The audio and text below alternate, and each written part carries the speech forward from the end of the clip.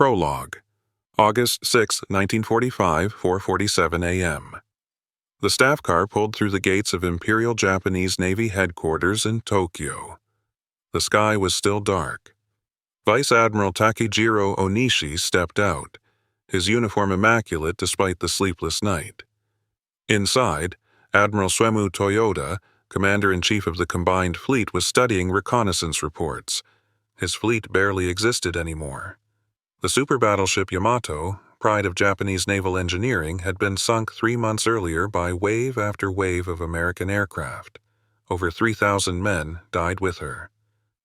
"Anything from Hiroshima?" Toyoda asked without looking up. "Communications are disrupted," Onishi replied. "The usual air raid, we assume." American B-29 bombers had been systematically destroying Japanese cities for months. Tokyo itself had been firebombed in March, killing over 100,000 people in a single night. Hiroshima getting hit wasn't news. Every city in Japan was getting hit. But then the reports started coming in. Fragmentary at first, confused, impossible. A single aircraft had dropped something on Hiroshima. The entire city had been destroyed. Not burned, destroyed. Vaporized. Communications completely severed. Tens of thousands dead, possibly more. One plane couldn't do that kind of damage. By noon, the admirals had enough information to understand what had happened, even if they didn't want to believe it. The Americans had successfully weaponized atomic fission. Admiral Toyoda sat in silence for nearly 10 minutes after reading the confirmed reports. Then he said something that would have gotten him executed for defeatism a year earlier. "They can build more of these." The room went quiet. Every officer present understood the implications. Japan had approximately 70 million people living on the home islands. The Americans could theoretically kill all of them without landing a single soldier on Japanese soil. This was the moment. Not the moment Japan surrendered, that would take another week and a second atomic bomb, but the moment when the leadership of the Imperial Japanese Navy finally, completely, irrevocably understood that they had never had a chance of winning this war. To understand why August 6th was so devastating, we need to go back to where this all began. December 7th, 1941.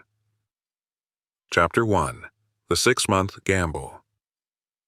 Admiral Isoroku Yamamoto, architect of the Pearl Harbor attack, never wanted war with America. He'd studied at Harvard, served as a naval attaché in Washington, and traveled extensively through the United States. He understood American industrial capacity in a way most Japanese officers did not. When the Japanese government decided to pursue aggressive expansion in Southeast Asia, which would inevitably bring war with America, Yamamoto told Prime Minister Fumimaro Konoe something chilling. "If ordered to fight, I can guarantee to put up a tough fight for the first 6 months, but I have absolutely no confidence about what would happen after that." 6 months. Yamamoto knew Japan couldn't win a prolonged war against America's industrial base. The plan was never to conquer America or even defeat it militarily. The plan was to deal such a devastating blow that America would negotiate a settlement allowing Japan to keep its conquered territories in Asia. Hit them hard. Destroy their Pacific Fleet. Seize resource-rich territories. Establish a defensive perimeter. Make the cost of retaking those territories so high that America would eventually agree to peace terms. Pearl Harbor seemed to validate the strategy. In a single morning, Japanese carrier aircraft sank or damaged 8 American battleships, destroyed nearly 200 aircraft, and killed over 12,400 Americans. It was a tactical masterpiece. Japanese losses were minimal. 29 aircraft, 5 midget submarines, 64 men. For a few months, it looked like Yamamoto's gamble might work. Japanese forces swept through Southeast Asia, capturing the Philippines, Malaya, Singapore, the Dutch East Indies, and dozens of Pacific islands. But Yamamoto had been right to worry about what would happen after 6 months. Chapter 2: The Machine Awakens. The Battle of Midway in June 1942, exactly 6 months after Pearl Harbor, shattered Japanese naval dominance. Japan lost 4 fleet carriers and their irreplaceable veteran air crews. Meanwhile, American shipyards were already turning out new carriers at a pace Japan couldn't match. Japanese admirals kept waiting for the American production machine to hit its limit. They'd studied American capability on paper, but seeing it in action was something else entirely. The Essex-class fleet carriers started appearing in 1943. These were massive ships displacing 27,000 tons, carrying 90 aircraft, capable of sustained high-speed operations. American yards built 17 of them during the war. Japan built 3 fleet carriers during the entire war. 3. And they couldn't protect them effectively because by 1944, American submarines had virtually eliminated the Japanese merchant fleet. Japan's carriers couldn't get fuel. When they did sortie, they often operated with minimal aircraft because there wasn't enough aviation fuel for proper training. The numbers became absurd. American shipyards produced 141 aircraft carriers of all types, 349 destroyers, 952 major warships overall. Japan, fighting for its existence, managed 15 carriers, 63 destroyers. American industry didn't just outproduce Japan. It outproduced Japan by ratios that seemed physically impossible. Chapter 3: The Numbers Don't Lie. Aircraft production told the same story. In 1941, Japan produced about 5,000 military aircraft. America produced 19,000. Japanese admirals assumed American production would plateau. Instead, it went vertical. By 1944, American factories were producing 96,000 military aircraft per year. That's 262 aircraft every single day. Japan's entire 1944 production was 28,000 aircraft. And by that point, quality had declined drastically because Japan was running out of experienced workers and critical materials. Japanese pilots at Midway had been superbly trained with hundreds of hours of flight time. By 1944, replacement Japanese pilots were reaching combat units with maybe 100 hours of total flight time because Japan couldn't spare the fuel for proper training. American pilots were arriving in the Pacific with 300 to 400 hours of flight time. Better training, better aircraft. Overwhelming numbers. It was a massacre. The Battle of the Philippine Sea in June 1944, called the Great Marianas Turkey Shoot by American pilots, saw Japanese naval aviation essentially cease to exist as an effective fighting force. Japan lost 3 carriers and over 600 aircraft in that battle. American losses: 123 aircraft and minor damage to some ships. Chapter 4: The Desperation. By late 1944, Japanese strategy had become entirely defensive and increasingly desperate. The Kaiten entered service, manned suicide torpedoes where the pilot sealed himself inside, aimed at an enemy ship, and died on impact. The kamikaze attacks began in October 1944. Pilots would deliberately crash their aircraft into American ships. This wasn't spontaneous fanaticism. This was official policy, organized and directed by the Japanese High Command because conventional attacks weren't working.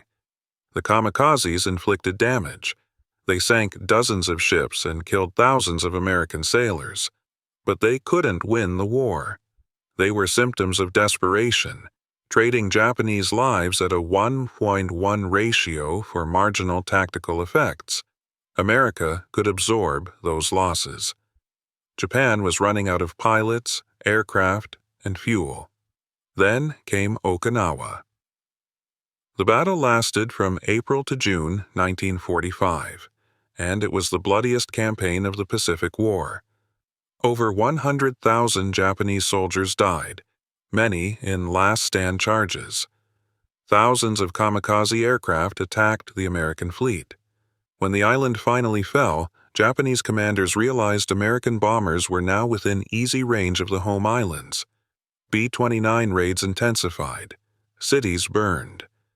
Still, the admirals talked about fighting to the last. The plan was called Ketsu-go, the decisive battle for the homeland. Every available aircraft would be reserved for kamikaze attacks against the invasion fleet. Civilians would be armed with bamboo spears. Everyone would fight.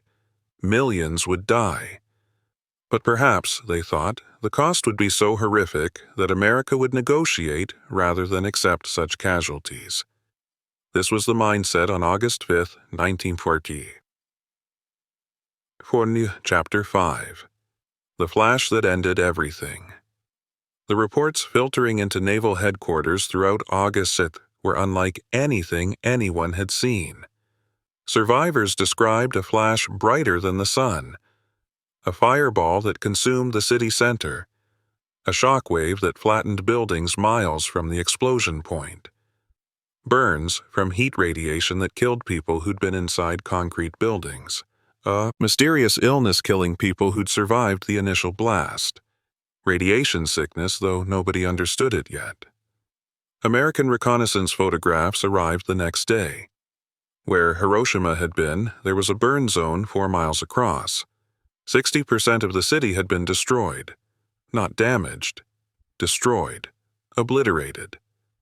Death toll estimates ranged from 70,000 to 150,000, and those were just immediate deaths. More were dying every day. One bomb. One aircraft. One mission. The equivalent of thousands of conventional bombing raids compressed into a single moment. Admiral Onishi called a meeting of senior staff. He spread reconnaissance photos across the table. "Gentlemen, we need to discuss what this means for Ketsu-go." The defensive plan assumed Japanese forces could inflict enough casualties during the invasion to make America reconsider. But if America had atomic bombs, there wouldn't be an invasion. They'd simply bomb Japan into submission from the air. "How many do they have?"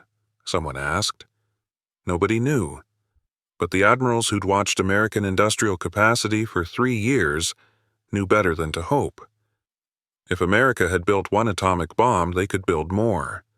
Their industrial base was so vast that they could probably produce these weapons at scale. "We have to assume they can destroy every major city in Japan," Toyota said quietly.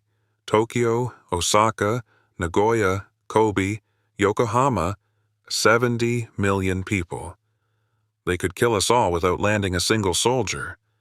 The room was silent. Ketsu-go assumed America needed to invade. Atomic bombs rendered that assumption obsolete.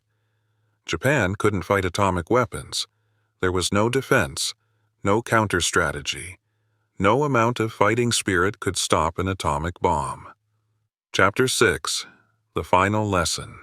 3 days later, on August 9th, America dropped a second atomic bomb on Nagasaki. Another city destroyed. Another 70,000 dead. The message was clear. America had multiple bombs and was willing to use them. That same day, the Soviet Union declared war on Japan and invaded Manchuria with over 1 million troops. The Kwantung Army, Japan's largest remaining ground force, collapsed within days. Emperor Hirohito made the decision to surrender on August 10th, announcing it publicly on August 15th. Some officers committed suicide rather than accept surrender. Admiral Onishi killed himself with a sword on August 16th, disemboweling himself in the traditional seppuku ritual. He refused a second to deliver the coup de grace, choosing to die slowly over several hours. His suicide note apologized to the kamikaze pilots he'd sent to their deaths. Epilogue. What August 6th really meant. It wasn't just that atomic bombs were a terrifying new weapon. It was that atomic bombs were only possible because of the massive industrial and scientific infrastructure required to build them. The Manhattan Project cost $2 billion, equivalent to over $30 billion today. It employed 130,000 people across multiple secret facilities.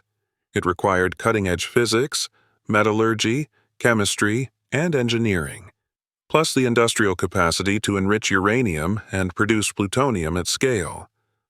Japan couldn't have built an atomic bomb if they'd started in 1930. They didn't have the industrial base, the electrical power generation, the scientific expertise, or the resources. America built the atomic bomb while simultaneously fighting a two-front war, producing 96,000 aircraft per year, building hundreds of ships, supplying the Soviet Union through Lend-Lease, and maintaining an economy that actually grew during the war years. The atomic bomb wasn't an exception to American industrial dominance. It was the ultimate expression of it. Japanese admirals had spent 4 years learning this lesson incrementally. Every battle drove the point home. The Americans had more ships, more planes, better equipment, better training, better logistics. And when they lost equipment, they replaced it faster than Japan could destroy it. It was like fighting the tide.